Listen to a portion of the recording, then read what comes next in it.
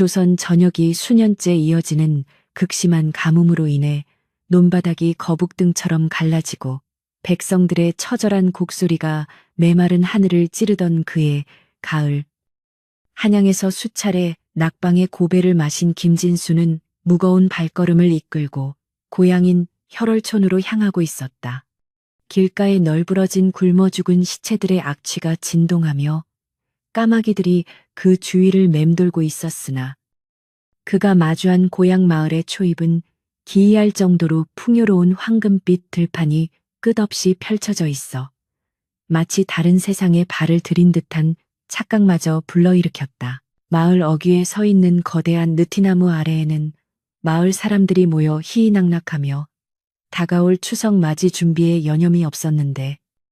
그들의 얼굴은 굶주림의 흔적이라곤 찾아볼 수 없이 기름기가 흘러넘치고 있어 진수의 의구심을 자아냈다. 진수는 자신의 남루한 행색이 부끄러워 고개를 숙인 채 마을 안으로 발을 들였으나 자신을 바라보는 마을 사람들의 눈빛이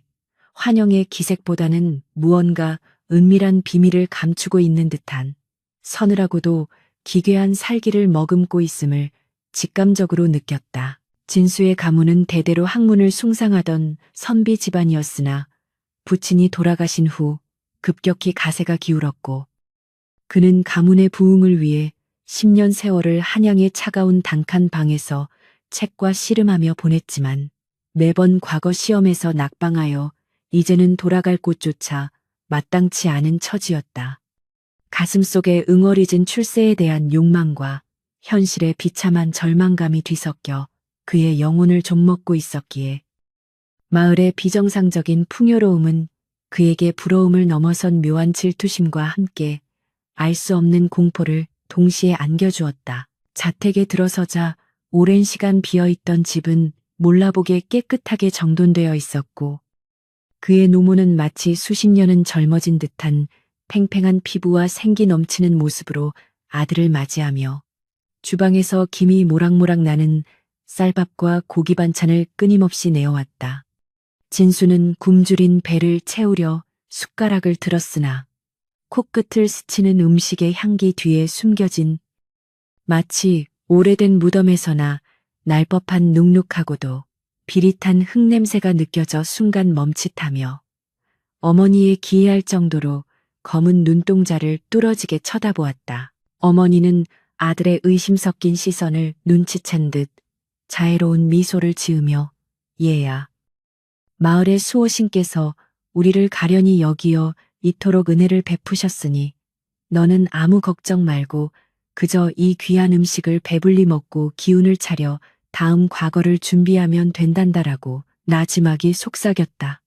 그녀의 목소리는 평온했으나 그 음색에는 사람의 것이라고 믿기 힘든 금속성의 파차름이 섞여 있었고 진수는 목구멍으로 넘어가는 고깃점이 마치 살아있는 생명체처럼 꿈틀거리는 듯한 기분 나쁜 촉감에 온몸에 소름이 돋아났다. 식사를 마친 후 방에 누운 진수는 창밖으로 비치는 보름에 가까운 달빛을 바라보며 생각에 잠겼는데 마을의 풍요가 단순히 우연이나 하늘의 보살핌이라기에는 너무나도 인위적이고 기괴한 구석이 많다는 사실을 떨쳐낼 수 없어 뜬 눈으로 밤을 지새우기 시작했다. 고요한 밤의 정적을 깨고 어디선가 들려오는 규칙적인 북소리와 함께 여인들의 구슬픈 울음소리가 바람을 타고 날아왔고 그는 홀린 듯 자리에서 일어나 소리가 들려오는 마을 북쪽의 성황당을 향해 조심스럽게 발걸음을 옮기기 시작했다. 성황당으로 향하는 길목마다 세워진 장승들은 평소와 달리 기괴하게 뒤틀린 표정을 짓고 있었으며 그들의 눈에서는 붉은 진액이 눈물처럼 흘러내려 땅을 적시고 있었는데 진수는 심장이 터질 듯한 공포를 느끼면서도 멈출 수 없는 호기심에 이끌려 어둠 속을 헤쳐나갔다. 자욱한 안개 사이로 비치는 달빛은 푸르스름한 기운을 띠며 대지를 비추었고 길가에 핀 이름 모를 꽃들은 밤의 기운을 받아 비정상적으로 크게 피어나 마치 지나가는 이의 발목을 잡으려는 듯 그 줄기를 길게 뻗치고 있었다. 이윽고 도착한 성황당 앞에는 마을 이장을 비롯한 건장한 장정들이 횃불을 든 채 엄숙한 표정으로 서 있었고 그들 앞에는 흰 소복을 입은 처녀들이 손발이 묶인 채 바닥에 쓰러져 신음하며 다가올 운명을 직감한 듯 절망적인 눈물을 흘리고 있었다. 이장은 품속에서 날카로운 은장도를 꺼내 달빛에 비추어 보며 이번 추석의 제물은 유독 기운이 좋으니 대왕신께서 분명 크게 만족하시어 우리 마을에 더 큰 복을 내려주실 것이다라고 광기 어린 목소리로 선언하였다. 진수는 나무 뒤에 숨어 이 광경을 목격하고는 비명을 지르려 했으나 누군가 뒤에서 그의 입을 거칠게 틀어막았고 돌아보니 그곳에는 눈동자가 먼지처럼 하얗게 변해버린 정체 모를 노인이 서서 검지손가락을 입술에 갖다 대며 조용히 하라는 신호를 보내고 있었다. 노인의 손은 얼음장처럼 차가웠고 그에게선 썩은 나무 냄새와 향로 냄새가 뒤섞인 기묘한 채취가 났는데 그는 진수의 귀에 대고 여기서 도망치지 못하면 너 또한 저 지하의 굶주린 입속으로 던져질 재물이 될 터이니 살고 싶다면 나를 따르라라고 작게 읊조렸다. 노인을 따라 마을 변두리에 허물어져가는 폐가로 숨어든 진수는 가쁜 숨을 몰아쉬며 도대체 이 마을에서 무슨 일이 벌어지고 있는 것인지 물었으나 노인은 창밖에 붉은 달을 응시하며 인간의 욕망이 부른 화근이 결국 이 땅의 금기를 깨뜨렸고 굶주린 귀신들이 산 사람의 가죽을 쓰고 잔치를 벌이고 있으니 인과응보의 칼날이 머지 않았다라고 탄식하듯 대답했다. 진수는 노인의 말을 100% 이해할 수 없었지만 낮에 보았던 마을 사람들의 번들거리는 얼굴과 어머니의 기괴한 변화가 모두 이 끔찍한 제사와 관련이 있음을 깨닫고 깊은 절망에 빠졌다. 그는 한양에서의 실패를 만회하고 다시금 신분 상승의 꿈을 꾸며 돌아온 고향이 실제로는 살아있는 지옥으로 변해버렸다는 사실에 치를 떨었으며 자신이 먹었던 그 화려한 음식들이 혹시 실종된 이웃들의 살점은 아니었을까 하는 끔찍한 상상의 구역질을 참지 못하고 바닥에 토해내고 말았다. 노인은 그런 진수를 가련하다는 듯 쳐다보며 내 가슴속에 깃든 그 지독한 출세욕이 너를 이곳으로 불러들인 것이니 운명을 피하고 싶다면 가장 소중한 것을 버릴 각오를 해야 할 것이다라는 수수께끼 같은 말을 남기고 어둠 속으로 사라졌다. 다시 집으로 돌아온 진수는 밤새 식은땀을 흘리며 악몽에 시달렸는데 꿈속에서 수많은 손이 땅 밑바닥에서 솟아올라 그의 다리를 붙잡고 아래로 끌어내리려 했고 그는 비명을 지르며 잠에서 깨어났으나 방 안은 여전히 차가운 달빛만이 감도는 정적에 휩싸여 있었다. 문득 옆방에서 들려오는 어머니의 낮은 웃음소리에 소름이 돋아 문틈으로 들여다보니 그녀는 어둠 속에서 날카로운 칼로 무언가를 잘게 썰며 조금만 더 있으면 우리 아들도 고관대작이 되어 떵떵거리며 살 수 있겠구나 라고 중얼거리고 있었다. 그녀가 썰고 있는 것은 분명 짐승의 고기가 아닌 사람의 손가락처럼 보이는 기괴한 형태의 물체였으며 그것이 도마 위에서 미세하게 떨릴 때마다 방 안에는 역겨운 단내가 진동하여 진수의 정신을 아득하게 만들었다. 그는 이제 자신이 알던 어머니는 더 이상 존재하지 않으며 이 마을 전체가 거대한 악귀의 둥지가 되어버렸음을 확신하고 어떻게든 이곳을 탈출하여 관아에 알리려 했으나 발동이 걸린 듯 몸이 움직이지 않아 자리에 주저앉고 말았다. 날이 밝자 마을은 언제 그런 일이 있었냐는 듯 평온한 일상으로 돌아갔고 사람들은 서로 인사를 나누며 추석 명절의 풍요를 찬양했으나 진수의 눈에는 그들의 목 뒤에 붙어있는 검은 반점들과 기이하게 늘어진 그림자들이 선명하게 보여 미칠 것만 같은 압박감을 느꼈다. 그는 마을 광장에서 사람들에게 둘러싸여 환대를 받는 이장의 눈과 마주쳤는데 이장은 그의 모든 비밀을 꿰뚫어 보고 있다는 듯한 비열한 미소를 지으며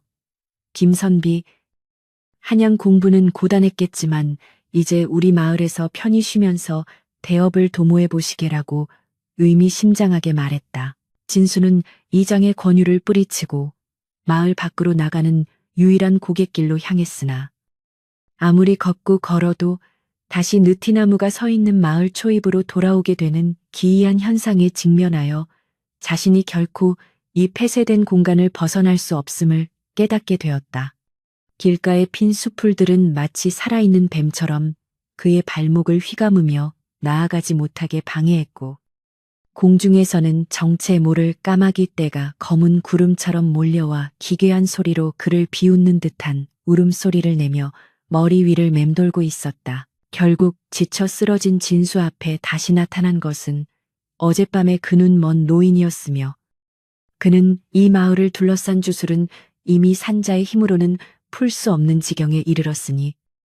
네가 살 길은 단 하나뿐이다라며 그의 손에 낡은 부적 한 장을 쥐어주고는 다시 안개 속으로 자취를 감추었다. 부적에는 붉은 피로 쓰인 듯한 기괴한 문자들이 꿈틀거리고 있었고,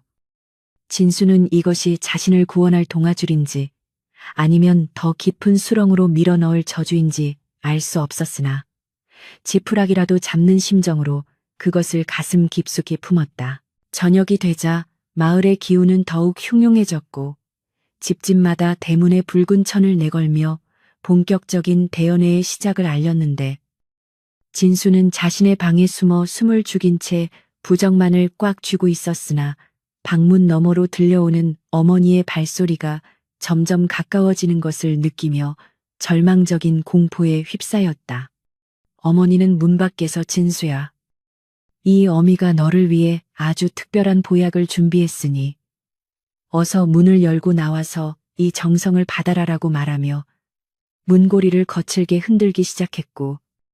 그 힘은 여인의 것이라고는 믿기지 않을 만큼 강력하여 문이 곧 부서질 듯 비명을 질러댔다. 진수는 눈을 질질 감고 부적에 적힌 문자를 속으로 되뇌며 제발 이 밤이 지나가기만을 기도했으나 방 안의 공기는 점점 차가워져 입김이 하얗게 나올 정도가 되었고, 천장에서는 붉은 피가 뚝뚝 떨어져 그의 옷을 적시기 시작했다.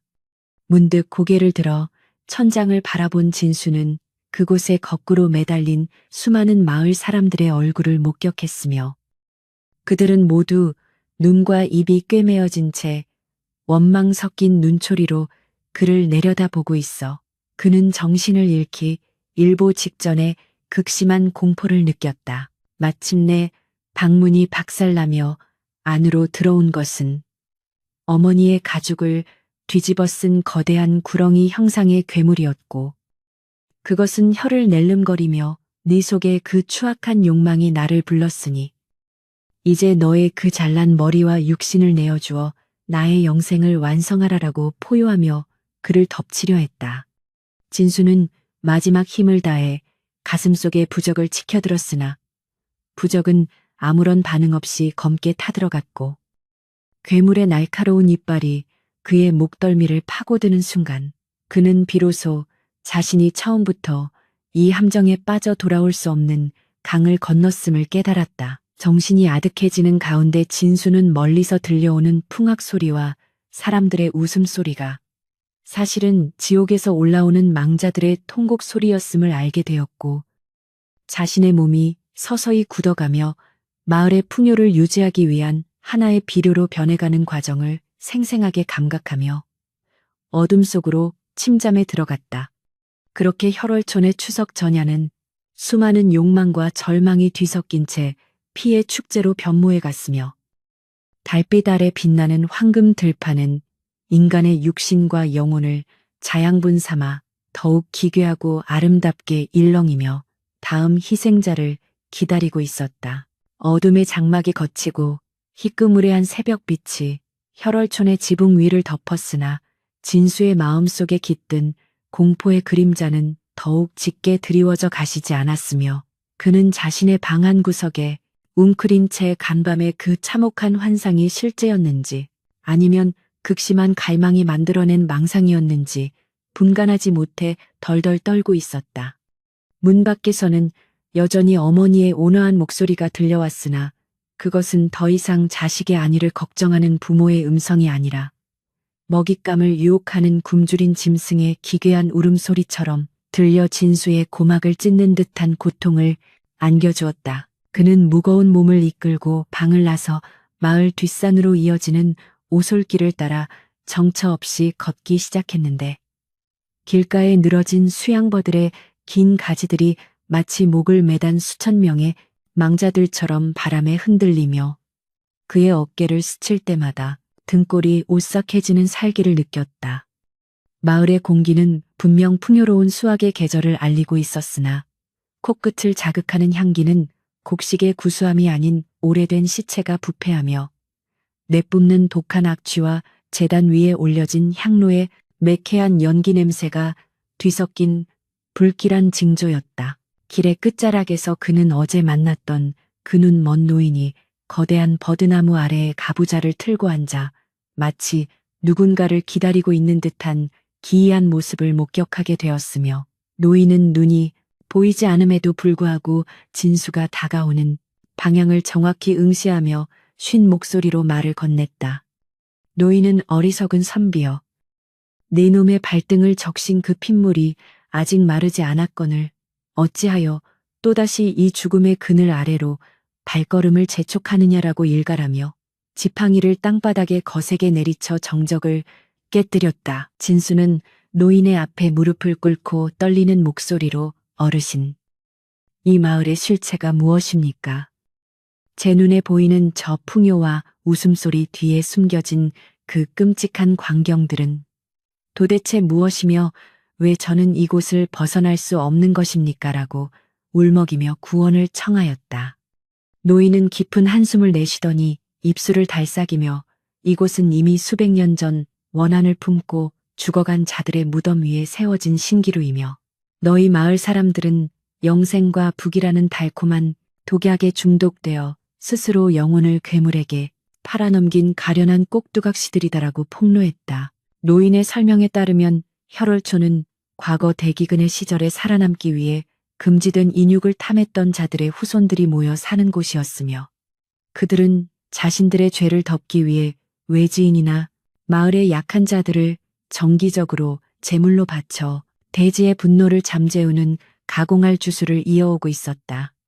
특히 이번 추석은 천년에 한 번 돌아오는 붉은 달의 기운이 가장 강력한 시기로서 진수와 같이 욕망의 눈이 먼 지식인의 정기가 재물의 핵심적인 재료가 된다는 사실을 전해 듣고 진수는 온몸에 피가 역류하는 듯한 극심한 충격에 휩싸였다. 노인은 지팡이 끝으로 흙바닥에 복잡한 진원을 새기며 저 버드나무 뿌리 아래에는 너희들이 감히 상상도 못할 만큼 많은 아이의 유골이 묻혀 있으며 그 어린 영혼들의 곡소리가 이 마을의 곡식을 자라게 하는 비료가 되었으니 네가 먹은 쌀밥 한 톨조차 그들의 피와 눈물로 빚어진 것이다라고 경고했다. 진수는 그 말을 듣자마자 뱃속이 뒤틀리는 통증을 느끼며 아침에 먹었던 음식을 다시 토해냈는데 그가 뱉어낸 오물 속에는 사람의 치아로 보이는 하얀 뼈 조각들이 섞여 있어 그는 비명을 지르며 뒤로 나자빠졌다. 그때 마을 쪽에서 기괴한 꽹과리 소리와 함께 한 무리의 아이들이 줄을 지어 숲으로 들어오는 모습이 보였는데 아이들의 눈동자에는 생기가 하나도 없었으며 마치 누군가에게 조종당하는 인형처럼 뻣뻣한 동작으로 나무 주위를 돌며 기괴한 동료를 부르기 시작했다. 아이들의 노랫말은 달아 밝은 달아. 우리 아버지 목을 치고 우리 어머니 심장 파서 보름달님께 바치자라는 소름 끼치는 내용을 담고 있었으며 그 소리가 숲 전체에 메아리 치자 주변의 나무들이 고통스러운 듯 뒤틀리며 검은 수액을 흘리기 시작했다. 진수는 아이들의 무리 속에서 어릴 적 자신을 잘 따르던 이웃집 꼬마 도리를 발견하고 이름을 불렀으나 도리는 대답 대신 고개를 180도 뒤로 꺾어 진수를 바라보며 입가에 찢어진 미소를 지어 보였는데 그 입안에는 혀 대신 수많은 구더기가 꿈틀거리고 있었다. 극도의 공포에 사로잡힌 진수는 노인의 바짓가랑이를 붙잡으며 살려달라고 애원했으나 노인은 차갑게 손을 뿌리치며 내놈의 가슴 속에 박힌 그 출세의 칼날을 스스로 뽑아내지 않는 한 이 지옥의 굴레에서 벗어날 길은 영원히 닫힐 것이다라고 호통을 쳤다. 노인은 품속에서 낡은 명경 하나를 꺼내 진수의 얼굴 앞에 비추었는데 거울 속에 비친 진수의 모습은 반듯한 선비가 아니라 온몸에 검은 반점이 피어오르고 눈가가 썩어 문드러진 추악한 망자의 형상을 하고 있어 그는 자신의 실체를 목격하고 미친 듯이 소리를 질렀다. 그는 거울을 깨뜨리려 했으나 노인은 이것이 바로 네 욕망의 결과물이며 네가 이곳에 머물며 누리려 했던 모든 부귀영화의 종착역이니 현실을 직시하고 인과응보의 무게를 견뎌내라 라고 말하며 거울을 다시 품에 넣었다. 갑자기 사방이 어두워지며 낮음에도 불구하고 하늘에 핏빛 보름달이 떠오르기 시작했고 마을 사람들의 그림자가 길게 늘어져 숲으로 몰려오자 노인은 진수에게 버드나무 뒤에 숨어 절대 숨소리조차 내지 말라고 당부하며 자신은 지팡이를 들고 몰려오는 그림자들을 향해 맞섰다. 마을 사람들의 얼굴은 이제 인간의 형체라고 보기 힘들 만큼 일그러져 있었고 그들의 손톱은 날카로운 짐승의 발톱처럼 변해 있었으며 입에서는 침 대신 검은 가래를 내뱉으며 재물을 내놓아라. 우리의 풍요를 지속시킬 고귀한 피를 내놓아라라고 아우성쳤다. 버드나무 뒤에 숨은 진수는 나무에 갈라진 틈 사이로 마을 사람들이 아이들을 한 명씩 제단 위에 올리고 살아있는 채로 가슴을 갈라 심장을 꺼내는 참혹한 의식을 목격하게 되었으며 그 피가 땅으로 스며들 때마다 나무 뿌리가 요동치며 탐욕스럽게 붉은 액체를 빨아들였다. 그는 구역질과 공포를 참으며 자신의 입을 틀어막았으나 발밑에서 느껴지는 서늘한 기운에 고개를 내리자 수많은 아이의 손들이 흙을 뚫고 올라와 그의 발목을 꽉 움켜쥐고는 함께 가자. 너도 우리와 같은 밥이 되자라고 속삭이는 소리를 들었다. 이장은 마을 사람들의 선두에 서서 피 묻은 칼을 하늘 높이 치켜들고 오늘 밤의 주인공은 아직 숲속에 숨어 있으니 대왕신의 명에 따라 그자를 찾아내어 영원한 계약의 증표로 삼을 것이다라고 선언하며 진수가 숨어 있는 방향을 정확히 손가락으로 가리켰다. 마을 사람들의 안광이 일제히 진수를 향해 쏟아졌고 그는 더 이상 피할 곳이 없음을 직감하고는 품속의 부적을 꺼내려 했으나 공포로 인해 손가락 하나 움직일 수 없는 마비 상태에 빠져 눈물만을 흘리며 다가오는 죽음을 기다릴 수밖에 없었다. 노인이 지팡이를 휘둘러 불길을 일으키며 사람들의 접근을 막으려 노력했으나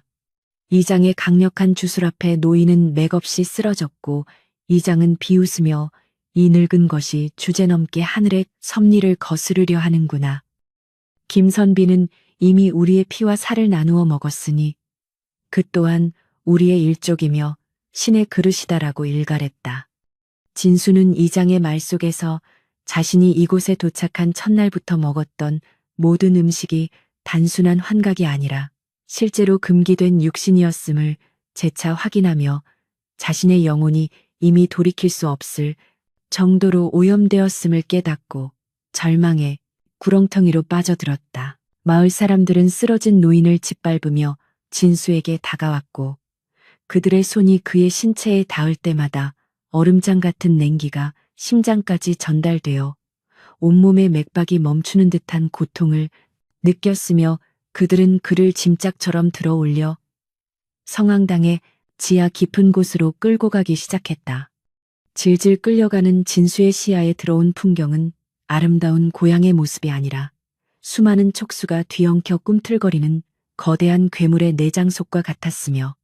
길가에 핀 꽃들은 사람의 눈알처럼 변해 그의 비참한 최후를 조롱하듯 깜빡거리고 있었다. 성황당의 거대한 문이 열리자 그 안에서는 형언할 수 없는 지독한 살기와 함께 수천 년 동안 묵혀온 증오의 에너지가 폭발하듯 터져나왔으며 지하로 연결된 계단은 끝이 보이지 않을 정도로 깊고 어두워 마치 지옥의 아가리로 들어가는 듯한 착각을 불러일으켰다. 진수는 마지막 정신줄을 붙잡고 제발 살려달라. 내가 무엇을 잘못했길래 이런 형벌을 내리는 것이냐라고 절규했으나 이장은 그의 귀에 대고 네 잘못은 오직 하나. 남보다 앞서려 했던 그 가증스러운 욕망이며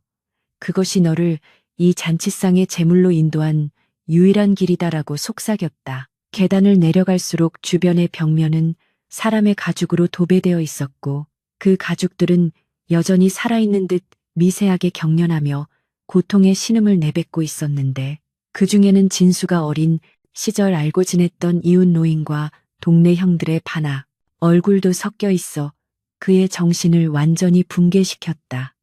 지하 재단에 도착하자 그곳에는 거대한 구렁이의 허물과 인간의 뼈를 엮어 만든 기괴한 왕좌가 놓여 있었으며 그 위에는 정체 모를 어둠의 덩어리가 박동하며 마치 태초의 거대한 악이 다시 태어나기를 기다리는 듯한 위압감을 풍기고 있었다. 마을 사람들은 진수를 재단 위에 눕히고 그의 팔다리를 차가운 쇠사슬로 결박했으며 이장은 재단 옆에 놓인 청동 대야에 검은 액체를 가득 채워 진수의 이마에 부으며 알 수 없는 기괴한 주문을 외우기 시작하자 진수의 몸속에서 불길이 치솟는 듯한 극심한 자결감이 일어났다. 그는 자신의 피부 아래에서 무언가 기어다니는 생생한 촉감을 느꼈으며 그것이 자신의 장기와 혈관을 파고들어 뇌에 도달하는 순간 그는 더 이상 인간으로서의 자아를 유지하지 못하고 짐승과 같은 비명을 지르며 의식을 잃어갔다. 의식이 희미해지는 찰나 진수는 환영 속에서 자신이 고관대작이 되어 수많은 종복을 거느리고 권력을 휘두르는 모습을 보았으나 그 모습 뒤에는 수만 명의 백성이 피눈물을 흘리며 굶어 죽어가는 광경이 겹쳐 보였으며 자신이 얻고자 했던 영광이 실제로는 얼마나 추악한 대가를 치러야 하는 것인지 깨닫게 되었다. 하지만 이미 때는 늦었으며 재단의 어둠은 그의 모든 것을 집어삼키기 시작했고 성황당 밖에서는 피비린내 진동하는 추석맞이 구판이 절정에 달해 무당들의 칼춤 소리와 마을 사람들의 광기 어린 웃음소리가 밤하늘을 가득 메웠다. 그렇게 한양의 낙방선비 김진수는 자신이 그토록 혐오하던 고향의 흙더미 속에 묻히기도 전에 살아있는 시체가 되어 어둠의 계약을 완성하는 도구로 전락했으며 혈월촌의 풍요는 또 한 번의 희생을 통해 그 잔인한 생명력을 이어가게 되었다. 달빛은 더욱 붉게 물들어 대지를 저주하듯 비추었고 숲속의 버드나무들은 바람도 불지 않는데 마치 기쁨에 겨운 듯 온몸을 비틀며 춤을 추었으며 죽은 자들의 영혼은 갈 곳을 잃고 영원히 이 핏빛 축제의 현장을 맴도는 비극적인 운명을 맞이하게 되었다. 정신을 잃었던 진수는 뼈를 깎는 듯한 냉기가 전신을 휘감는 감각에 비로소 눈을 떴으나 사방은 한 치 앞도 분간할 수 없는 칠흑 같은 어둠이 지배하고 있었고 코를 찌르는 매캐한 향료 냄새와 비릿한 선열의 취취가 뒤섞여 그를 질식시킬 듯 압박해왔다. 그는 차가운 바닥에 손을 짚으며 몸을 일으키려 했으나 손끝에 닿는 축축하고 끈적이는 액체의 감촉에 소름이 돋았으며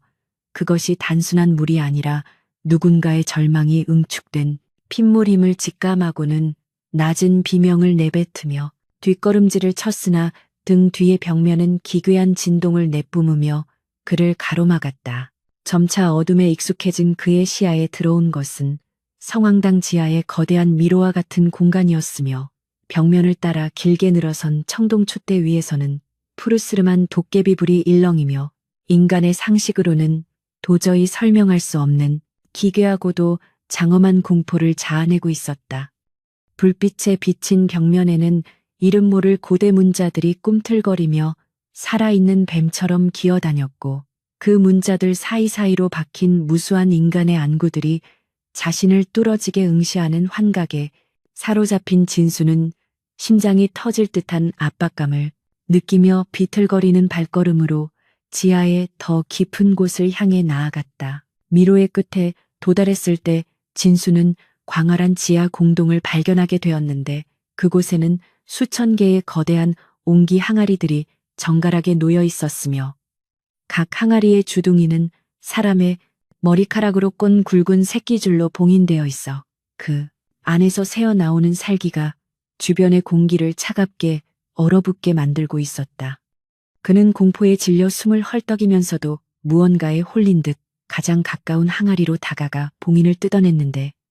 그 안에서 튀어나온 것은 소금에 절여진 채 눈을 부릅뜬 수많은 인간의 잘린 머리들이었고 그것들은 일제히 입을 벌려 진수를 향해 소리 없는 비명을 지르기 시작했다. 경악을 금치 못하고 바닥에 주저앉은 진수의 눈앞에 더욱 믿기 힘든 광경이 펼쳐졌으니 지하 공동의 중앙 재단 위에는 머리가 없는 수십 구의 시신들이 정좌한 채 도열해 있었으며 그들의 목단면에서는 검은 연기와 함께 정체 모를 주술적 기운이 솟구쳐 천장의 거대한 박쥐 형상의 조각상을 감싸고 있었다.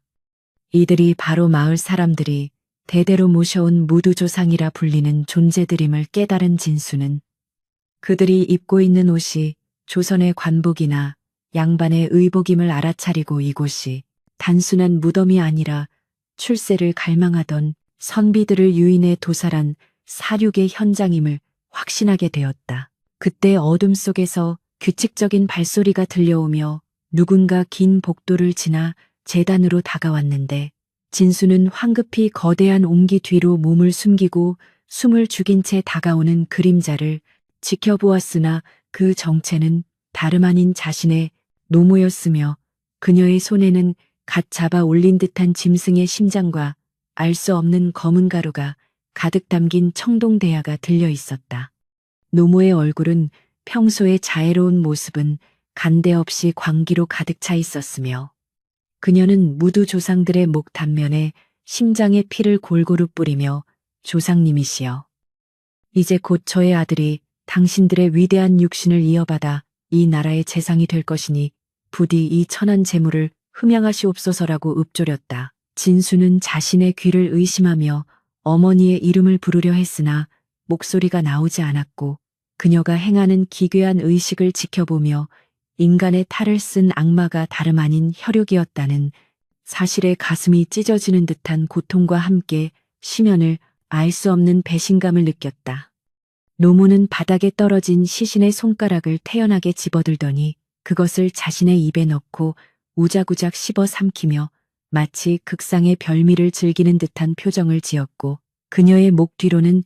시퍼런 혈관들이 뱀처럼 꿈틀거리며 솟아올라 인간의 형상을 점차 잃어가는 기괴한 변이를 보였다. 재단 뒤편의 거대한 벽면이 천천히 갈라지며 그 안에서 뿜어져 나오는 짙은 보라색 안개 속으로 정체 모를 실체가 모습을 드러냈는데 그것은 수많은 인간의 팔다리가 뒤엉켜 만들어진 거대한 살덩어리였으며 그 중심에는 마을 이장의 얼굴을 한 기괴한 눈동자가 박혀 있어 진수의 정신을 아득하게 만들었다. 그것은 바로 혈월촌이 섬기는 대왕신의 본 모습이자 마을 사람들의 끝없는 탐욕이 빚어낸 괴물이었으며 그 괴물은 웅장하면서도 소름 끼치는 진동음으로 약속된 시간이다. 그릇을 데려오라라고 명령하며 지하 공간 전체를 뒤흔드는 가공할 위험을 과시하였다. 노모는 괴물 앞에 엎드려 머리를 조아리며 나의 아들이 이미 성황당의 기운에 잠식되어 재단으로 향하고 있으니 대왕신께서는 주저 말고 그 아이의 영혼을 취하시어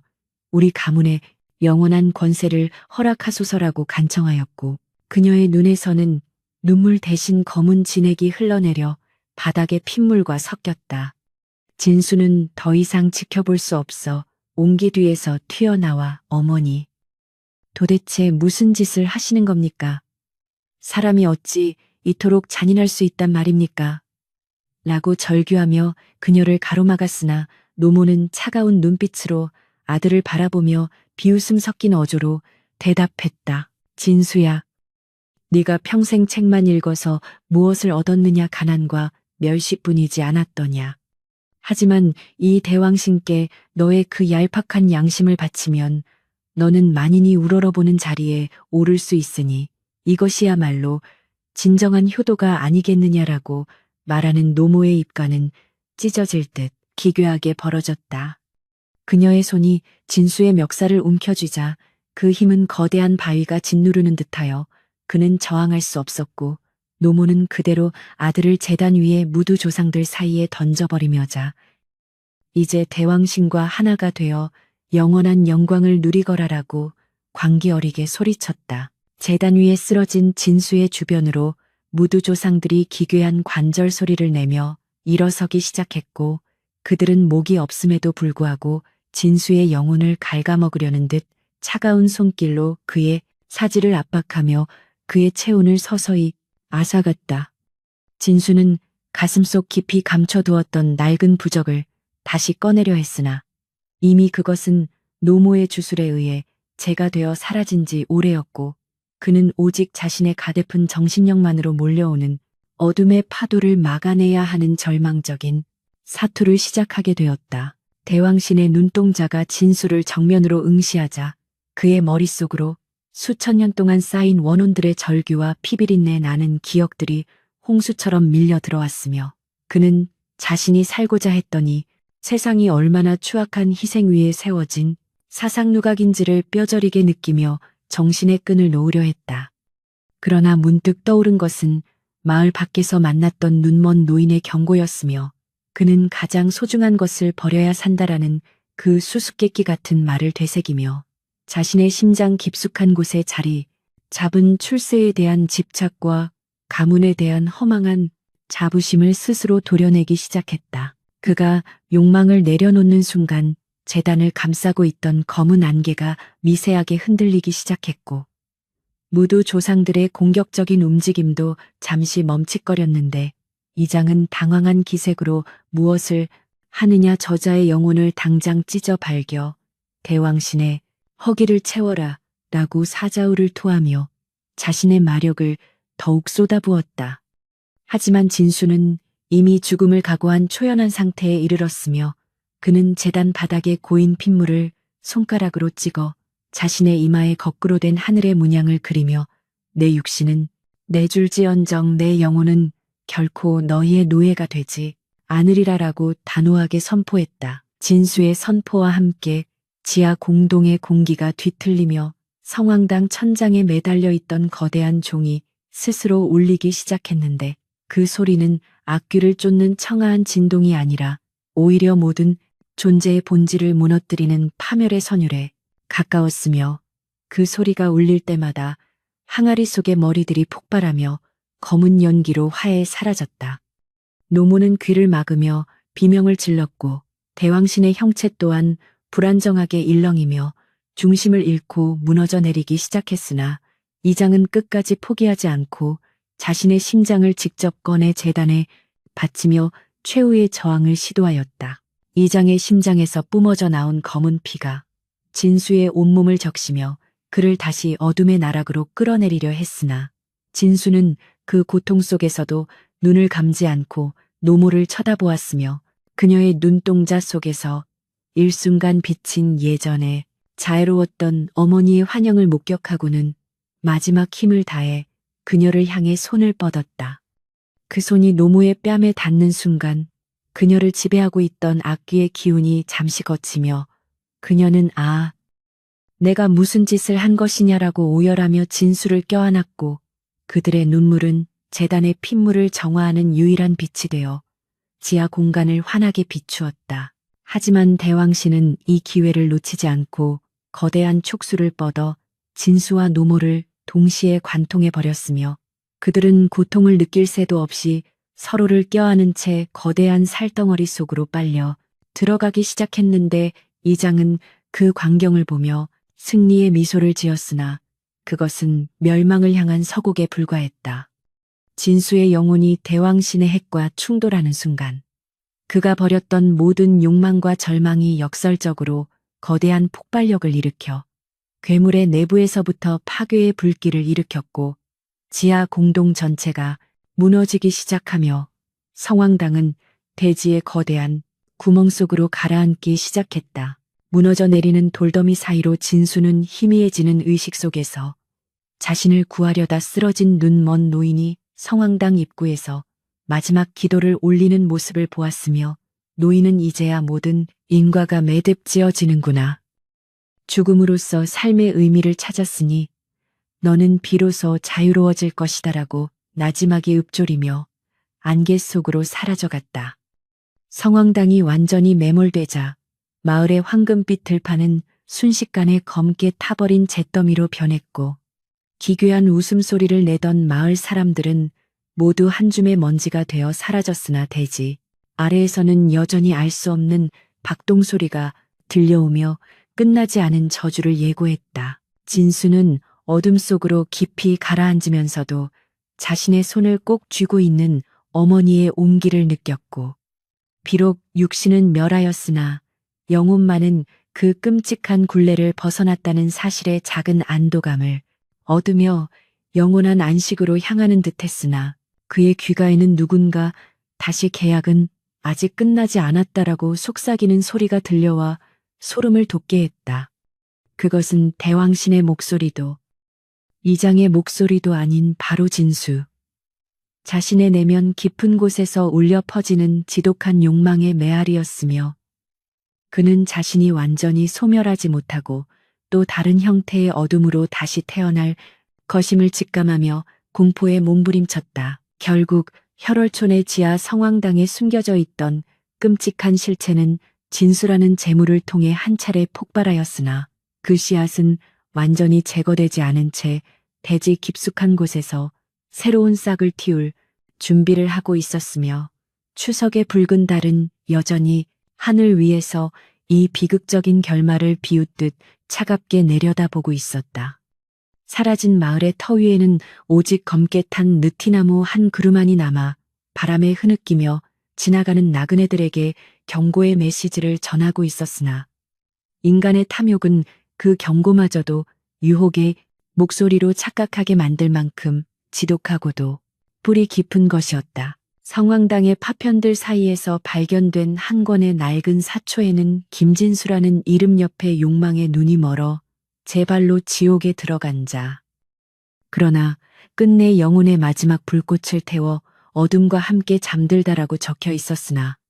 그 글씨는 점차 붉은 핏물로 변해 지워져 갔으며 역사는 다시금 이 끔찍한 진실을 어둠의 장막 뒤로 감추어 버렸다. 그렇게 한양의 가난한 서생이 꿈꾸었던 출세의 길은 죽음의 길로 끝이 났고 혈월촌의 전설은 수많은 괴담 중 하나로 남아 사람들의 기억 속에서 잊혀가겠지만 보름달이 뜨는 밤이면 여전히 누군가는 그곳에서 들려오는 슬픈 곡소리를 듣게 될 것이다. 성황당의 붕괴와 함께 의식의 심연으로 추락하던 김진수는 차가운 물속을 떠다니는 듯한 기이한 부유감 속에 눈을 떴으나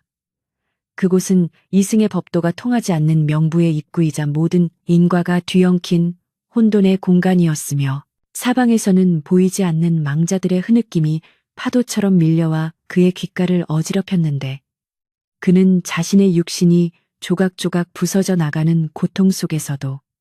오직 한양을 향한 그 지독한 집념의 끝만은 놓지 못한 채 허공을 향해 필사적으로 손을 뻗으며 구원을 갈망했다. 어둠 속에서 서서히 자태를 드러낸 것은 인간의 형상을 하고 있으나 그 기운은 천년 묵은 구렁이보다 음습하고 서늘한 정체불명의 그림자였으며 그 존재는 진수의 눈앞에 나타나 네 영혼의 밑바닥에 도사린 그 추악한 갈망을 내 어찌 모를 리 있겠느냐.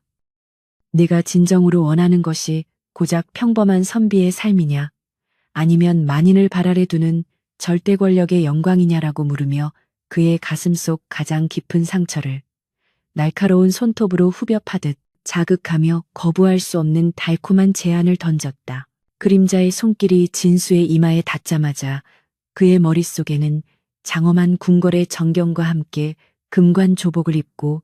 임금의 곁에서 국정을 논하는 자신의 당당한 모습이 환영처럼 펼쳐졌고 수많은 관원이 그의 발 아래 엎드려 자비를 구하는 광경은 평생을 가난과 멸시 속에 살아온 그에게 그 무엇보다 강력한 마약이 되어 이성을 마비시켰으며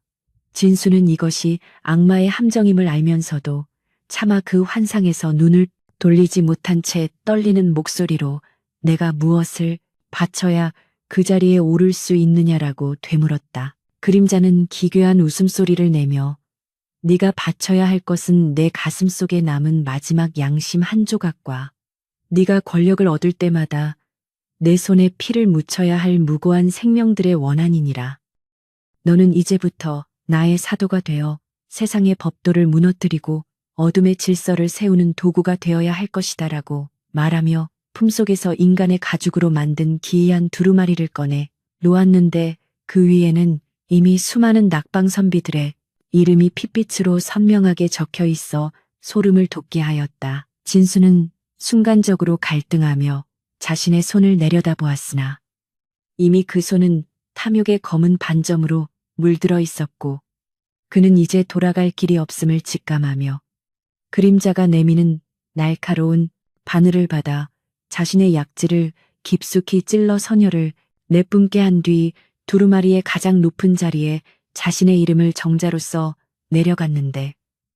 그 순간 대지가 진동하며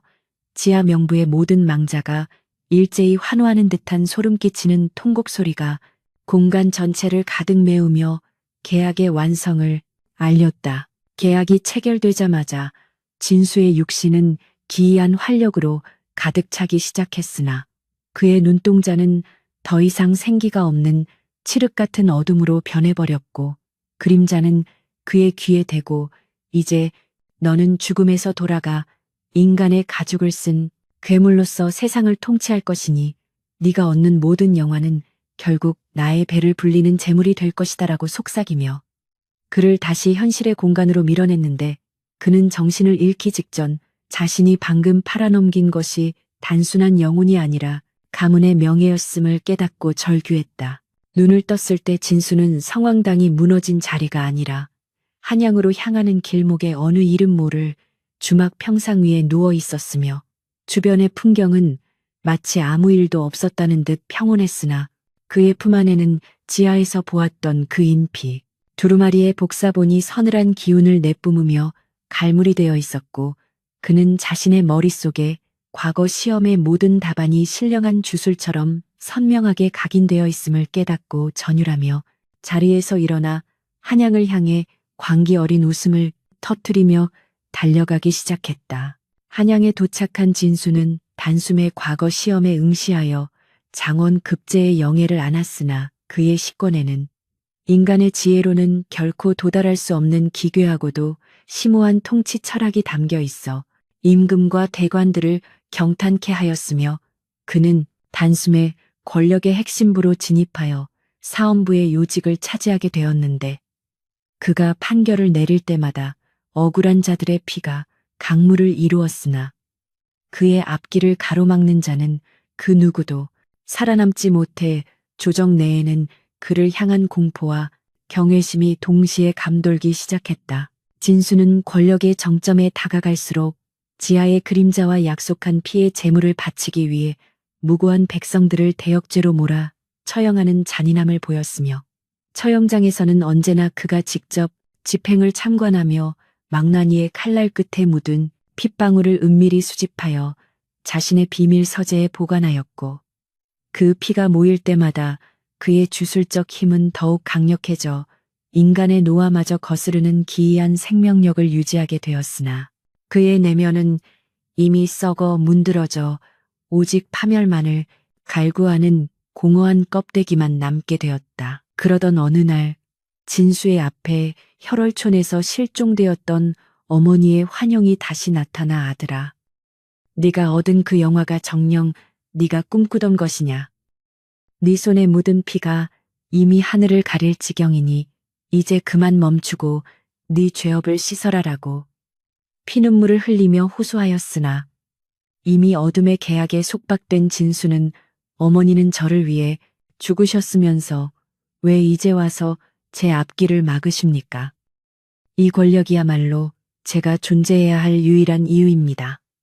라고 차갑게 쏘아붙이며 어머니의 활력마저 자신의 주술로 찢어 발겨버리는 패륜을 저질렀다. 이후 진수의 집무실 주변에는 밤마다 억울하게 죽어간 자들의 흐느낌이 끊이지 않았고 그의 저택에 고용된 종복들은 하나둘씩 기괴한 병에 걸려 시름시름 앓다가 죽어나갔으나 그는 개의치 않고 더욱 잔혹한 숙청을 이어갔으며 조정의 대신들은 그를 흑기 재상이라 부르며 뒤에서 수군거렸으나 그의 눈과 마주치는 순간 모두가 돌처럼 굳어버려 그 누구도 감히 그의 폭주를 막을 엄두를 내지 못한 채 조선의 사직은 서서히 어둠의 구렁텅이로 빠져들고 있었다. 진수는 자신의 서재 깊숙한 곳에 인피 두루마리를 펼쳐놓고 매일 밤 어둠의 존재와 대화를 나누며 더 큰 권력을 얻기 위한 비수를 전수받았는데 그 대가는 매번 더욱 가혹해져 급기야 자신의 혈육이 아닌 타인의 갓난아이들을 제물로 요구하기에 이르렀고 그는 권력에 눈이 멀어 도성 안의 아이들을 비밀리에 납치하여 지하 감옥에서 끔찍한 의식을 거행하며 인간으로서의 마지막 보루였던 천륜마저 저버리는 극단적인 선택을 함으로써 완벽한 악기로 거듭나게 되었다. 하지만 인과응보의 법칙은 결코 그를 비껴가지 않았으니 그가 바친 제물의 피가 제단에 가득 찰 때마다 그의 육신은 조금씩 무너져 내리기 시작하여 거울 속에 그는 화려한 관복 아래 썩어가는 고름과 구더기가 들끓는 추악한 괴물의 모습을 하고 있었으며 그는 자신의 추한 실체를 감추기 위해 더욱 짙은 향료를 뿌리고 가면에 의지했으나 주변을 감도는 죽음의 악취는 그 무엇으로도 가릴 수 없었으며 그의 권세는 이제 파멸의 전조를 알리는 마지막 촛불처럼 위태롭게 흔들리고 있었다. 어느 보름밤 진수는 자신의 침소에서 잠을 이루지 못한 채 고통에 몸부림치다. 문득 자신의 방 한가운데 서 있는 그 눈 먼 노인을 다시 대면하게 되었는데 노인은 지팡이를 들어 진수의 심장을 가리키며 네가 얻은 그 모든 영화는 결국 네 무덤을 장식할 화려한 수위에 불과하며 네가 죽인 자들의 원한이 이제 네 목을 죄러 올 터이니 준비하라라고 최후의 통첩을 날렸으며 진수는 노인을 베기 위해 칼을 뽑았으나 노인은 연기처럼 사라지고 오직 서늘한 죽음의 기운만이 방 안을 가득 채웠다. 공포에 질린 진수는 성을 빠져나와 자신이 처음 계약을 맺었던 혈월촌의 폐허로 도망치기 시작했으나 한양의 거리는 어느새 피비린내 나는 전쟁터처럼 변해 있었고 그가 죽였던 수많은 정적과 백성의 망령들이 길거리마다 나타나 그를 애워싸고 우리의 피를 돌려달라. 네가 앗아간 우리의 삶을 내놓아라라고 아우성치며 그의 관복을 찢고 살점을 도려내기 시작했으나 그는 고통조차 느끼지 못하는 상태로 오직 살아야 한다는 본능 하나만으로 어둠 속을 헤치며 고향으로 향했다. 폐허가 된 혈월촌의 느티나무 아래 도착했을 때 그는 그곳에서 자신을 기다리고 있던 지하의 그림자를 다시 마주하게 되었으나 그림자는 예전의 유혹적인 모습이 아니라 거대한 아가리를 벌린 굶주린 괴물의 형상을 하고 있었으며 그것은 계약서의 마지막 조항을 잊었느냐. 최고의 자리에 오른 순간 너의 육신과 영혼은 온전히 나의 식사가 된다는 사실을 이라고 비웃으며 진수의 온몸을 촉수로 감아 올렸고 진수는 그제야 자신이 얻었던 모든 권력이 결국 자신을 살찌워 잡아먹기 위한 사육의 과정이었음을 깨달았다. 진수는 마지막 힘을 다해 이것은 불공평하다. 나는 당신이 시키는 대로 모든 악행을 저질렀다라고 항변했으나 괴물은 악마에게 공평함을 묻는 것 자체가 인간의 가장 큰 오만이 아니더냐. 네가 선택한 길이고 네가 서명한 피의 계약이니 그 끝 또한 네가 감당해야 할 몫이다라고 말하며 진수의 머리부터 천천히 씹어 삼키기 시작했는데 그 고통은 수천 년 동안 지속될 지옥의 불길보다 더욱 뜨겁고도 생생하여 그는 죽음조차 허락되지 않는 영원한 고통의 굴레 속으로 빨려 들어갔다. 그렇게 조선을 호령하던 천재 관료 김진수는 한 줌의 재도 남기지 못한 채 어둠의 식탁 위에 올려진 비참한 제물로 생을 마감했으며 그가 차지했던 고관대작의 자리는 곧 다른 탐욕스러운 인간에 의해 채워졌으나 그 누구도 그가 남긴 피의 흔적을 기억하려 하지 않았고 오직 그가 숨겨두었던 인피 두루마리만이 도성 어느 구석에서 다음 주인을 기다리며 은밀한 빛을 내뿜고 있었는데 이것이 바로 인간의 끝없는 욕망이 빚어낸 영원한 악순환의 시작이자 끝이었다. 진수가 사라진 자리에 남은 것은 오직 그가 신었던 낡은 가죽신 한 켤레뿐이었으며 그 신발 속에서는 여전히 주인을 찾는 듯한 검은 벌레들이 꿈틀거리고 있었고 마을의 폐허 위로 떠오른 붉은 달은 이 모든 비극을 지켜본 유일한 증인으로서 다시는 이 땅에 그런 참혹한 욕망이 싹트지 않기를 기원하듯 차가운 빛을 내리고 있었으나 인간의 마음속에 자리 잡은 권력에 대한 집착은 달빛보다 더욱 질기게 살아남아 또 다른 김진수를 만들어낼 준비를 하고 있었다. 결국 피해 계약은 누구도 승리하지 못한 채 모두를 파멸로 이끌었으며 진수의 짧았던 영광은 후세에 전해지는 가장 끔찍한 괴담의 소재가 되어 사람들에게 경고의 메시지를 전하고 있으나 여전히 세상은 부귀영화라는 이름에 독배를 마시기 위해 줄을 서는 이들로 가득 차 있으니 대왕신의 굶주린 배는 결코 채워질 날이 없을 것이며 이 땅의 원혼들은 오늘도 새로운 계약자가 나타나기만을 기다리며 어둠 속에서 숨죽여 웃고 있을 뿐이다. 조선의 조정은 이제 김진수의 서늘한 눈짓 하나에 모든 대관들이 숨을 죽이고 그의 눈치를 살피는 거대한 공포의 전당으로 변모하였으며 그는 화려한 비단 관복 속에 감추어진 썩어가는 육신을 지탱하기 위해 매일 밤 이름 모를 짐승의 선혈을 들이켜며 자신의 위세를 과시하였으나 그를 둘러싼 공기에는 이미 인간의 것이 아닌 음습한 살기와 시체 썩는 냄새가 진동하여 누구도 감히 그에게 가까이 다가가지 못한 채 멀찍이 엎드려 자비를 구하고 있었다. 거울 속에 비친 자신의 일그러진 형상을 바라보던 진수는 점차 벗겨져 나가는 살점과 그 틈으로 비치는 검은 뼈마디를 보며 광기 어린 조소를 터뜨렸고 그는 자신의 영광이 무너지는 것을 막기 위해 더욱 강력한 주술을 갈구하며 비밀 서재에 안치된 대왕신의 위패 앞에서 자신의 손목을 그어 핏물을 바쳤으나 돌아오는 것은 탐욕스러운 괴물의 허기진 울음소리와 더 큰 희생을 요구하는 환청뿐이었기에 그의 심령은 날이 갈수록 피폐해져만 갔으며 이제는 거울 속의 자신조차 타인처럼 느껴지는 극심한 자아 분열의 고통에 시달렸다. 진수의 권세가 하늘을 찌르자 그를 시기하거나 정의를 부르짖던 소수의 강직한 관리들은 하나둘씩 기괴한 누명을 쓰고 하옥되었으며 그들 중 가장 명망 높던 이 판서는 진수의 관계에 빠져 영모의 수계로 몰린 채 참혹한 국문을 당해야 했으나 진수는 그가 고통스럽게 죽어가는 과정을 무표정한 안색으로 지켜보며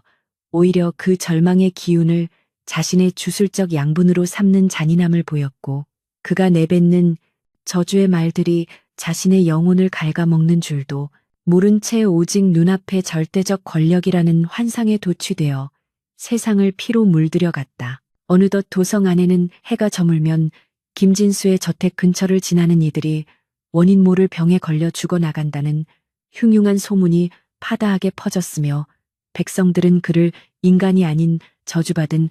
악귀라 부르며 밤마다 대문을 걸어 잠그고 공포에 떨었으나 정작 진수는 자신의 화려한 정원에서 망자들의 머리카락으로 엮은 줄에 매달린 등불 아래서 홀로 만찬을 즐기며 자신을 배신하려는 기미가 보이는 자들의 이름을 하나씩 지워나갔는데 그의 등 뒤로 늘어진 그림자는 이미 인간의 형체를 벗어나 거대한 촉수가 달린 괴물의 모습으로 변의 사방을 위협하고 있었다. 진수의 유일한 측근이었던 박비서는 주인의 광기가 임계점에 도달했음을 직감하고 몰래 관할을 빠져나와 그를 고발하려 했으나 진수는 이미 주술로 모든 길목을 감시하고 있었으며 박비서가 성문을 나서기도 전에 그의 발목을 휘감은 것은 땅속에서 솟아난 썩은 손들이었으니 진수는 비명을 지르는 박비서의 목을 움켜쥐고 너 또한 나를 배신하려느냐. 내가 준 부귀와 영화가 고작 이 정도 충성심의 대가였더냐라고 나지막이 속삭이며 그의 눈동자를 직접 뽑아내어 자신의 비밀함에 담는 소름 끼치는 처벌을 내림으로써 주변에 남은 마지막 신뢰마저 파괴해버렸다. 저택의 지하 감옥에서는 매일 밤 억울하게 끌려온 이들의 비명소리가 끊이지 않았으며 진수는 그들의 공포와 원한이 서린 피를 모아 정교한 주술 문양을 바닥에 새겼고 그 문양이 완성될 때마다 그의 육신은 잠시나마 고통을 잊고 젊음을 되찾는 듯 했으나 그것은 잠시뿐인 신기루였으며 달이 차오를 때마다 더욱 강력한 생명의 재물을 바치지 않으면 전신이 타들어가는 듯한 자결감에 시달려 그는 점차 이성을 잃고 짐승처럼 울부짖으며 자신의 방을 파괴하는 등 파멸을 향한 가파른 내리막길을 걷고 있었으나 권력의 맛은 그 모든 고통을 상쇄할 만큼 달콤했다. 조정의 회의가 열리는 날이면 진수는 가면에 가까운 두꺼운 분칠을 하고 나타나 임금의 곁에서 독사 같은 혀를 놀려 정적들을 숙청하였고 그의 말 한마디에 가문 하나가 멸문지화를 당하는 광경은 이제 도성에서 흔한 일이 되었으나 그는 자신의 손에 묻은 피의 무게를 느끼기는커녕 오히려 더 많은 시체가 쌓일수록 자신의 자리가 공고해진다고 믿는 망상에 빠져 있었으며 그를 따르던 아첨꾼들조차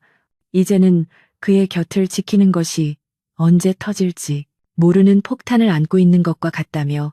은밀히 도망칠 기회를 엿보고 있었으나 진수의 주박은 그들의 영혼까지 토함매고 있었다. 그러던 어느 날 밤 진수의 침소에 혈월촌에서 보았던 그 붉은 안개가 스며들기 시작했고 천장에서는 핏방울이 뚝뚝 떨어져 그의 화려한 이불을 적셨는데 놀라 일어난 진수의 눈앞에 나타난 것은 다름 아닌 그가 죽였던 수많은 정적들과 무고한 백성들의 원혼이 뒤엉킨 거대한 악령의 덩어리였으며 그것들은 일제히 배신자여. 네가 우리를 딛고 올라선 그 자리가 정녕 안락하더냐라고 웅웅거리는 목소리로 그를 압박해왔고 진수는 칼을 휘둘러 허공을 베었으나 돌아오는 것은 자신의 살을 파고드는 차가운 냉기와 심장을 조이는 듯한 가공할 공포뿐이었다. 진수는 공포를 잊기 위해 더욱 방탕한 연회를 열어 전국의 기생들을 불러 모으고 술을 물처럼 마시며 광란의 밤을 보냈으나 연회장에 가득한 웃음소리는 그의 귀에 망자들의 통곡 소리로 변조되어 들렸으며 술잔에 담긴 붉은 술은 어느새 사람의 선혈로 변해 그의 목구멍을 타고 넘어가 역겨운 단내를 풍겼고 그는 미친 듯이 웃으며 보아라. 이 세상의 모든 것이 내 발 아래 있거늘 감히 누가 나를 비웃느냐라고 소리쳤으나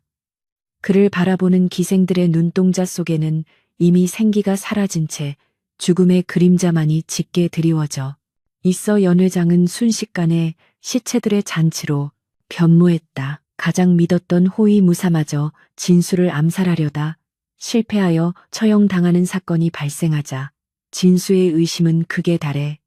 이제는 자신의 그림자조차 믿지 못하는 지경에 이르렀으며 그는 침실 사방에 날카로운 칼날을 세워두고 잠조차 들지 못한 채 뜬 눈으로 밤을 지새웠으나 어둠 속에서는 여전히 인과응보라는 네 글자가 붉은 낙인처럼 벽면에 새겨져 그를 비웃고 있었고 그는 자신의 권력이 모래성처럼 허무하게 무너져 내리고 있음을 직감하면서도 끝내 대왕신과의 계약을 파기하지 못한 채 더 깊은 어둠의 구렁텅이로 자신의 발걸음을 스스로 옮기고 있었다. 어느 보름밤 진수는 자신의 저택 뒤뜰에 세운 거대한 제단 앞에서 마지막 금기 주술을 거행하기로 결심하였는데 그것은 도성 안에 살아있는 영혼들을 한꺼번에 대왕신에게 바쳐 자신을 영원불멸한 존재로 만드는 가공할 음모였으며 그는 자신의 손으로 직접 작성한 살생부를 보며 광기 어린 미소를 지었으나 그 순간 하늘을 가리고 있던 구름이 걷히며 핏빛으로 물든 만월이 모습을 드러내자 제단 주변의 공기는 급격히 냉각되었고 땅 밑에서는 수천 마리의 뱀이 기어 나오는 듯한 기괴한 소음이 들려오며 대재앙의 시작을 예고하고 있었다. 진수가 주술을 시작하려 입을 여는 순간 제단 위에 놓여있던 인피 두루마리가 스스로 타오르기 시작하며 그 안에서 뿜어져 나온 검은 불길이 진수의 온몸을 휘감았고 그는 비명을 지르며 바닥을 굴렀으나 불길은 꺼지지 않은 채 그의 영혼을 직접 태워나갔는데 그때 재단 뒤편에서 나타난 것은 이미 시체가 되었어야 할 박비서와 그가 죽였던 수많은 수하들이었으며 그들은 기괴하게 뒤틀린 모습으로 진수에게 다가와 주인님, 우리가 약속했던 영원한 영광을 이제 함께 나누시지요라고 말하며 날카로운 손톱으로 진수의 관복을 찢고 그의 살점을 도려내기 시작했다. 진수는 마지막까지 내가 이 나라의 재상이다. 감히 천한 것들이 어디에 손을 대느냐라고 사자우를 토했으나 그의 목소리는 곧 피 섞인 신음으로 변해 끊어졌고 그가 얻고자 했던 절대 권력은 그를 파괴하는 가장 날카로운 비수가 되어 그의 가슴을 관통하였으며 저택의 모든 하인과 시종들은 이 광경을 목격하고는 비명을 지르며 뿔뿔이 흩어졌으나 그들 또한 이미 진수의 주술에 전염되어 하나둘씩 짐승으로 변해 서로를 물어뜯는 아비규환의 현장이 벌어지니 도성의 가장 화려했던 저택은 하룻밤 사이에 살아있는 지옥으로 변해버렸다. 이러한 참상은 곧 궁궐까지 전해졌으나 이미 김진수의 주술에 의해 허수아비로 전락했던 임금과 대관들은 아무런 손도 쓰지 못한 채 공포에 질려 떨고만 있었고 진수의 저택에서 솟구치는 검은 연기는 도성의 하늘을 덮어 한낮에도 해가 보이지 않는 기이한 일식이 발생하게 되었으며 사람들은 이것이 나라가 망할 징조라며 통곡하였으나 진수는 무너져가는 의식 속에서도 자신의 손에 쥐어진 권력의 끈을 끝내 놓지 않으려 발버둥치며 대왕신의 이름을 부르짖었으나 정작 그를 맞이하러 온 것은 구원이 아닌 영원한 어둠의 심연이었다. 저택의 담장이 무너지고 성난 원기들이 사방으로 흩어지자 진수는 피투성이가 된 몸을 이끌고 자신의 비밀 서재로 도망쳐 문을 걸어 잠갔으나 서재 안의 책들은 모두 붉은 피를 흘리며 그를 비난하는 문장들을 쏟아냈고 벽면에 걸린 자신의 초상화는 비열한 미소를 지으며 그에게 침을 뱉는 환영을 보여주었는데 진수는 자신의 평생 공적이 사실은 수천 명의 시체 위에 세워진 썩은 나무둥치였음을 깨닫고 절망적인 통곡을 내뱉었으나 이미 회개할 시간조차 허락되지 않은 채 그의 발목부터 서서히 돌처럼 굳어가는 저주가 시작되어 그는 자신의 육신이 조각상으로 변해가는 과정을 생생하게 지켜봐야 했다. 그의 눈앞에는 이제 환영이 아닌 실제의 지옥도가 펼쳐졌으니 배신과 증오로 가득 찼던 그의 삶이 하나하나의 필름처럼 지나가며 그를 고문하였고 특히 자신이 가장 아꼈던 제자들마저 권력을 위해 제거했던 기억들이 칼날이 되어 그의 심장을 난도질하였는데 진수는 고통 속에서 내가 얻은 것은 무엇이며 내가 잃은 것은 무엇인가라고 탄식했으나 허공을 울리는 대답은 오직 대왕신의 비릿한 비웃음뿐이었고 그는 자신이 그저 어둠을 이 땅에 불러들이기 위한 일회용 도구에 불과했다는 사실을 뼈저리게 느끼며 자신의 존재가 소멸해가는 비참한 최후를 맞이하고 있었다. 진수의 저택이 거대한 폭발음과 함께 땅속으로 꺼져 들어갈 때 도성 사람들은 하늘에서 들려오는 거대한 곡소리를 들었으며 그것은 한 인간의 죽음을 슬퍼하는 소리가 아니라 인간의 끝없는 탐욕이 불러온 참혹한 결말을 경고하는 신의 노여움이었고 폭발이 멈춘 자리에는 오직 검게 탄 흙더미와 기괴하게 꼬인 쇠사슬들만이 남아 그곳에 존재했던 화려한 권세의 흔적을 지우고 있었으나 그 흙더미 아래에서는 여전히 진수의 심장이 박동하며 자신을 배신한 세상을 향한 저주를 멈추지 않고 있었으니 이것이 바로 공포의 진정한 시작이었다. 날이 밝자 도성에는 김진수라는 이름이 금기시되었고 그의 가문은 기록에서 완전히 말소되었으나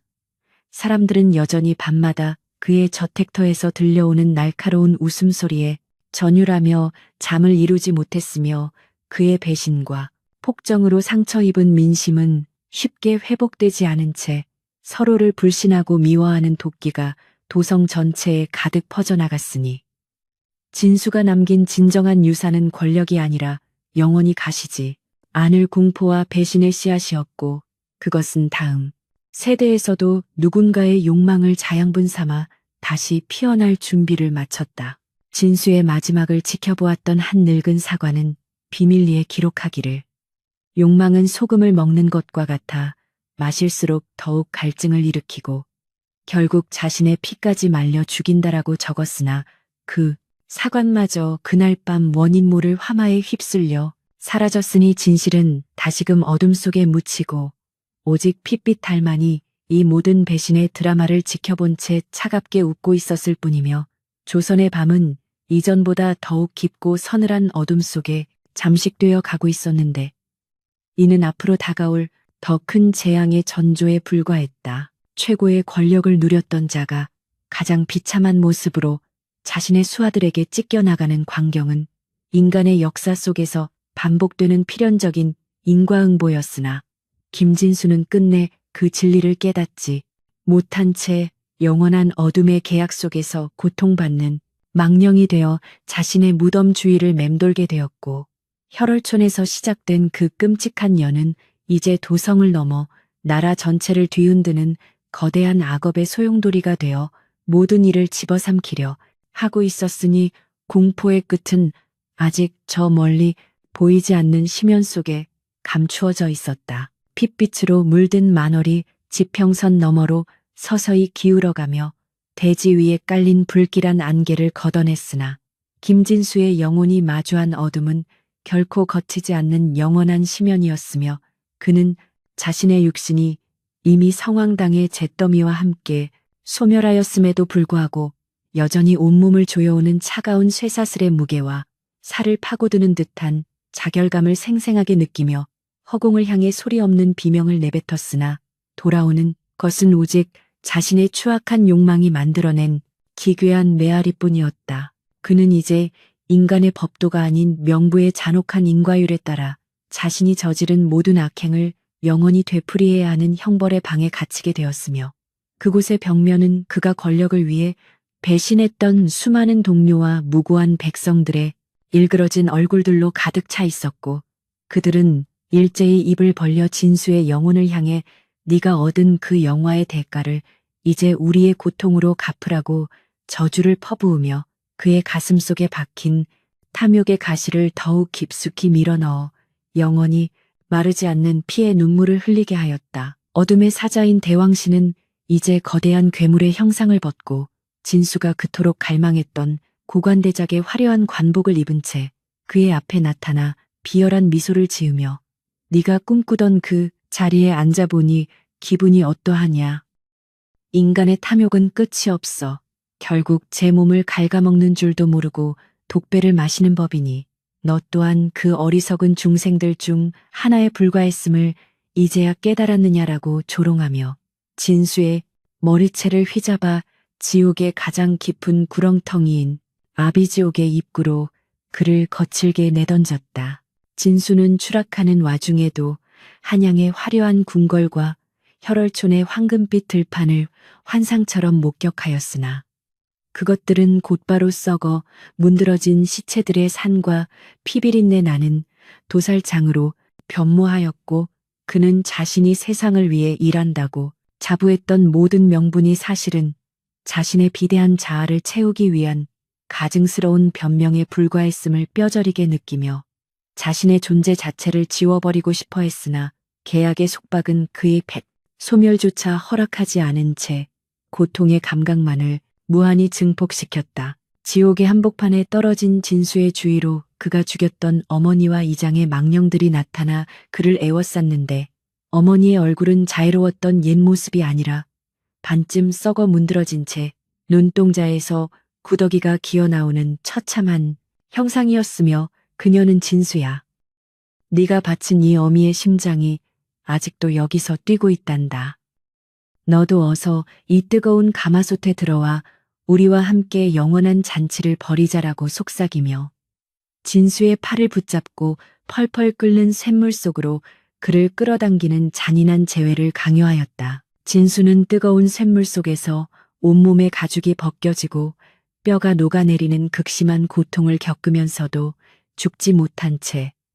다시 육신이 복구되는 끔찍한 윤회의 과정을 수천 번 반복해야 했으며 매 순간마다 자신이 권력을 휘두를 때 느꼈던 그 쾌락이 사실은 타인의 생명을 쥐어짜 만든 독액이었음을 깨닫게 되었고, 그가 흘리는 피는 지옥의 강물을 이루어 또 다른 탐욕스러운 영혼들을 유혹하는 미끼가 되었으니 이것이야말로 그가 쌓아온 업보의 필연적인 결과이자 도망칠 수 없는 영원한 굴레였다. 한편 이승의 혈월촌 터에는 다시는 풀 한 폭이 자라지 않는 저주받은 땅이 되었으며, 사람들은 그곳을 지날 때마다 이유 없는 오한과 함께 김진수의 미친 듯한 웃음소리가 땅 밑에서 들려온다고 수군거리며 발길을 돌렸으나 여전히 출세에 눈이 먼 젊은 선비들은 그 폐허에 숨겨진 인피 두루마리의 전설을 쫓아 밤마다 횃불을 들고 그곳을 배회하고 있었으니, 인간의 어리석은 욕망은 시대가 변해도 결코 사그라지지 않는 전염병처럼 조선의 산천을 소리 없이 잠식해 들어가고 있었다. 진수가 그토록 자랑스럽게 여겼던 가문의 족보는 이제 불의 타제가 되어 사라졌고, 그의 이름은 역사서에서 지워져 오직 어둠의 사관이 기록하는 괴담실록의 한 페이지에만 핏빛으로 남게 되었으며, 그는 영겁의 시간 동안 지옥의 불길 속에서 자신이 버렸던 양심의 조각들을 하나씩 찾아 헤매야 하는 처지에 놓였으나,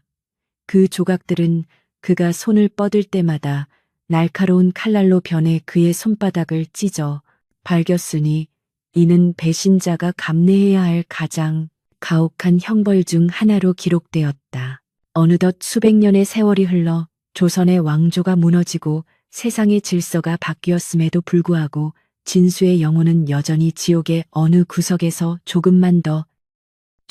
있으면 내가 왕이 될 수 있다라고 중얼거리며 허망한 권력의 그림자를 쫓고 있었고, 그의 주변을 감도는 악취는 이제 하나의 거대한 구름이 되어 지상으로 올라가 탐욕에 찌든 인간들의 가슴 속에 새로운 악의 씨앗을 뿌리고 있었으니, 김진수라는 이름은 사라졌을지언정 그가 남긴 업보의 그림자는 여전히 우리 곁을 떠돌고 있다. 대왕신은 지옥의 왕좌에 앉아 지상에서 들려오는 수많은 인간의 탄식과 욕망의 비명을 음악처럼 즐기며 다음 재물을 물색하고 있었으며, 그의 눈에는 여전히 제2, 제3의 김진수가 자신의 영혼을 팔 준비를 마친 채 어둠의 계약서를 기다리고 있는 광경이 선명하게 비쳤고, 그는 비릿한 미소를 지으며 인간은 참으로 가련한 존재로구나. 스스로 지옥의 문을 열고 걸어 들어오면서도 그것이 천국으로 향하는 계단이라 믿으니 말이다라고 읊조리며 다시금 붉은 달을 띄워 세상을 유혹하였다. 결국 김진수의 이야기는 단순히 한 개인의 파멸을 넘어 인간 본연에 내재된 추악한 욕망과 그에 따른 처참한 인과응보를 보여주는 거대한 거울이었으며, 그 거울 속에 비친 우리의 모습 또한 언제든 어둠의 유혹 앞에 무너질 수 있는 가냘픈 존재임을 경고하고 있었고, 진수는 지금 이 순간에도 차가운 지옥의 바닥을 기어 다니며 누군가 자신의 이름을 불러주기를, 그리하여 다시 한번 이승의 햇빛 아래서 탐욕의 잔치를 벌일 수 있기를 간절히 기도하고 있으니, 그 기도는 영원히 이루어지지 않을 저주였다. 어둠의 사관인 나는 이제 이 끔찍한 기록의 마지막 장을 덮으며 붓을 내려놓으려 하지만, 내 귀에는 여전히 잉크가 마르지 않은 종이 위에서 들려오는 진수의 신음 소리가 생생하게 박혀 있어 가슴 한구석이 서늘해짐을 느끼며, 우리 모두의 마음속에 자리 잡은 그 검은 그림자가 언제쯤이면 사라질 수 있을지 깊은 탄식에 잠기게 되고, 밖에는 다시 보름달이 떠올라 대지를 비추고 있으나 그 달빛은 누군가에게는 축복이겠지만 또 다른 누군가에게는 파멸의 전조가 될 것임을 나는 직감한다. 이 이야기를 듣는 그대들이여, 그대들의 가슴 속에 도사린 그 갈망은 정녕 그대들이 감당할 수 있는 무게인가? 아니면 그대들 또한 김진수처럼 자신의 영혼을 객감 삼아 허망한 불꽃을 태우고 있는 것은 아닌가. 스스로에게 묻고 또 물어야 할 것이니 만약 달밤에 이름 모를 누군가 다가와 달콤한 계약을 제안한다면 주저 말고 그 자리에서 도망쳐야 할 것이며 그것만이 그대들이 이 끔찍한 업보의 굴레에 휘말리지 않을 유일한 길임을 명심하고 또 명심하여 이 어두운 밤을 무사히 건너가길 바란다. 성황당의 파편들 사이에서 발견된 마지막 사초에는 이런 글귀가 적혀 있었으니 꽃은 지고 달은 차오르나 인간의 마음속의 피나게 꽃은 결코 시들지 않으니 오직 죽음만이 그 꽃을 꺾을 수 있으나 그마저도 영원한 고통의 시작일 뿐이다라는 문장이 붉은 핏물로 선명하게 각인되어 있었으며 그 글씨를 읽는 자마다 극심한 두통과 함께 환각에 시달리다 미쳐버렸다는 괴담이 전해 내려오니 이 기록 또한 세상에 나오지 말았어야 할 금기 중에 금기였음을 나는 비로소 깨닫고 두려움에 몸을 떨었다. 진수는 마지막까지 자신의 잘못을 뉘우치는 대신 세상을 원망하며 왜 나에게만 이런 가혹한 운명을 주었느냐라고 소리쳤으나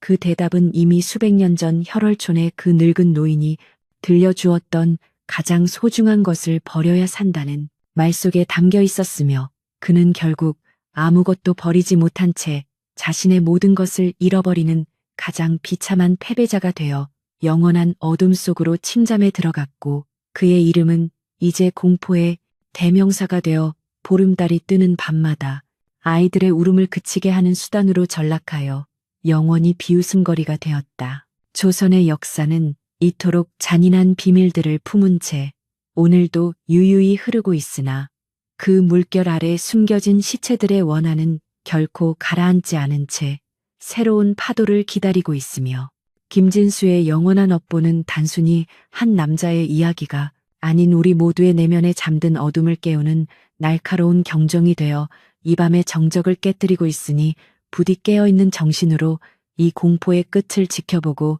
자신의 영혼을 굳건히 지켜내어 어둠의 사도가 내미는 그 유혹의 손길을 단호히 거부하는 현명한 중생이 되기를 간절히 염원한다. 이제 핏빈 만월은 서서히 빛을 잃고 새벽의 차가운 정적이 대지를 덮으려 하지만 김진수의 고통은 이제 막 다시 시작되었을 뿐이며 그는 또다시 지옥의 가마솥 안에서 자신의 살점이 익어가는 냄새를 맡으며 내일이라는 희망이 존재하지 않는 절망의 시간을 견뎌내야 할 것이고 이 기록 또한 이제 안개 속으로 사라져 누군가의 꿈속에서나 나타날 흉몽으로 남겠지만 기억하라. 욕망이 멈추지 않는 한 혈월촌의 성황당은 언제든 우리 집 앞마당에 다시 세워질 수 있다는 그 끔찍하고도 명백한 진실을 말이다. 마지막으로 이 글을 읽은 그대들의 등 뒤를 조심히 살피길 바라니 혹시나 차가운 손길이 어깨를 스치거나 귓가에 계약하시겠습니까? 라는 낮은 속삭임이 들려온다면 그것은 결코 환청이 아니며 김진수의 영혼이 그대들을 자신의 동료로 삼으려 보내는 마지막 초대장일지도 모르니 뒤돌아보지 말고 오직 앞만 보고 달아나야 할 것이며 그렇게 해야만 그대들은 이 핏빛 추석의 저주로부터 자유로워져 다시는 돌아오지 않을 평온한 아침을 맞이할 수 있을 것이니 부디 나의 이 간곡한 충고를 잊지 말지어다. 이것으로 김진수의 피 묻은 생애와 혈월촌의 끔찍한 비밀 그리고 대왕신과의 영원한 계약에 얽힌 모든 이야기를 마치려 하며 나는 다시 어둠의 사관으로서 또 다른 잊혀진 원혼들의 이야기를 찾아 기록의 길을 떠나려 하니 부디 그대들은 빛의 세계에 머물며 이 어둠의 유혹에 빠지지 않기를 빌고 또 빌며 이 펜을 꺾고 기록을 봉인하니 이 땅의 모든 악업이 언젠가는 정화되어 진정한 안식의 날이 오기를 바라나 인간의 탐욕이 존재하는 한 이 이야기는 영원히 끝나지 않는 현재 진행형의 비극으로 남을 것이다.